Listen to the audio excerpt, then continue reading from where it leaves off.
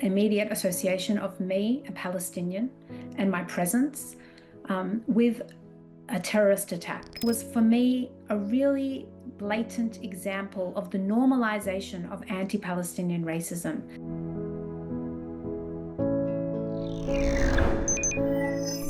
I received an email from the chairperson of the board of Adelaide Festival, and the email attached a statement from the board simply explaining that my invitation was to be rescinded, that I was to be disinvited on the grounds of cultural sensitivity in the wake of the Bondi atrocity.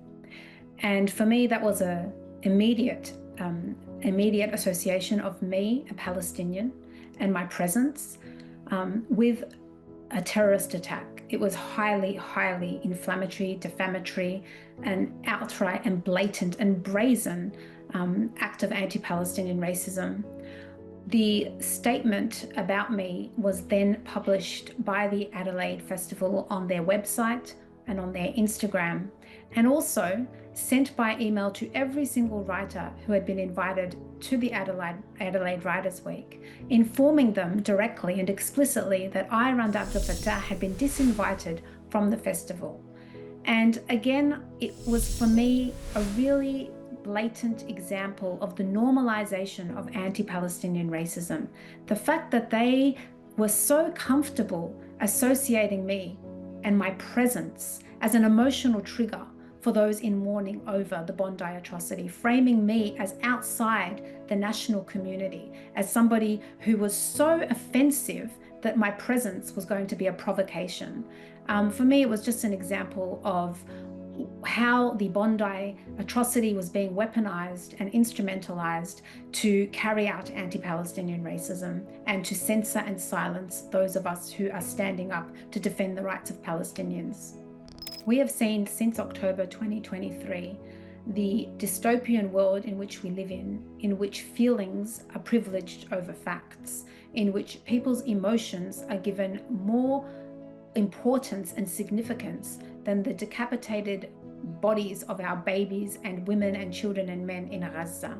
We have seen the elevation of feelings over the live-streamed real-time genocide that all of us can see with our own eyes. We are expected as Palestinians witnessing the slaughter and butchery of our people to privilege the feelings and emotions of those who defend and justify this genocide.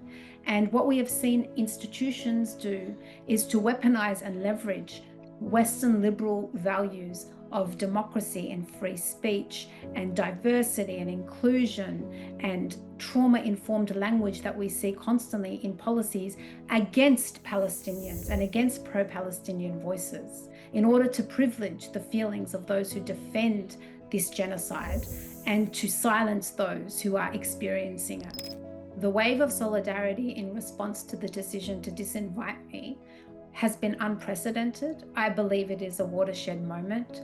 We have seen the power of the collective against a very well-oiled, coordinated machinery, a machinery that involves politicians, powerful lobby groups, Murdoch media, and feckless, cowardly managerial classes. And we have seen how against that kind of elite power, we as a collective have been able to come together and to refuse and reject their version of a world in which talking and speaking up and condemning and resisting a genocide is constructed as dangerous, as threatening, as immoral. And we are refusing that and rejecting it. So I believe that this moment has really proven that we have power as a collective, and that it comes down to the grassroots to mobilize, to organize, and to come together to care for each other in these moments and to refuse that version of the world that they are insisting on forcing us to live in.